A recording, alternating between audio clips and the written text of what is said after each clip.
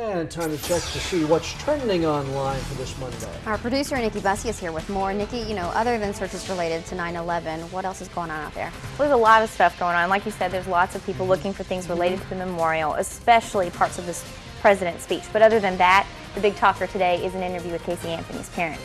Now, the interview with George and Cindy Anthony was supposed to air today on the Dr. Phil show, but it got pushed back. And a promo for the show hints that a never-before-revealed medical condition might have led to Kaylee's death.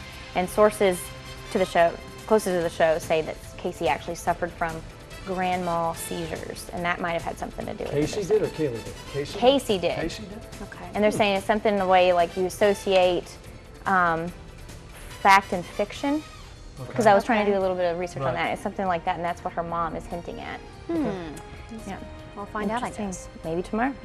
Now, on a much lighter note, Portia de Rossi and Ellen DeGeneres have created a new comedy about the relationship between two sisters. Now, this was #1 on Yahoo for a while today, and NBC is rumored to have picked the show up.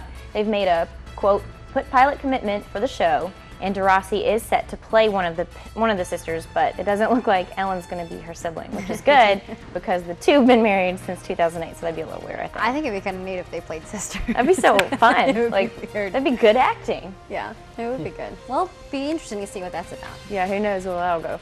Now, also making it in the top 10 on Google today, Bradley Cooper. He and Jennifer Lopez are rumored to be dating.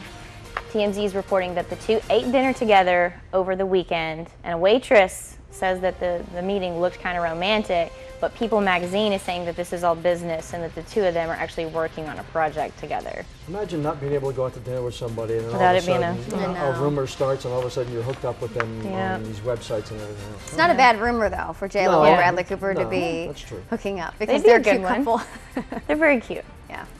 Now, this next one right here, is getting a lot of attention online today. The SpongeBob study is suggesting that shows like SpongeBob SquarePants can actually cause short-term attention spans and learning problems in children.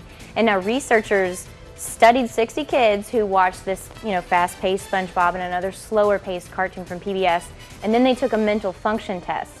Now, apparently, the SpongeBob kids did a lot worse.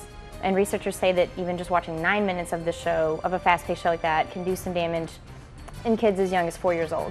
Now, Nickelodeon fired back saying that the show is aimed at kids at 6 to 11, not 4-year-olds, which is what the study was done on. And I'm with them there. Like, SpongeBob's for older kids. Yeah, I mean, if it's got an age, warning on it or something like that, then parents should be the ones not letting the kids watch it until they get a certain age. I love SpongeBob.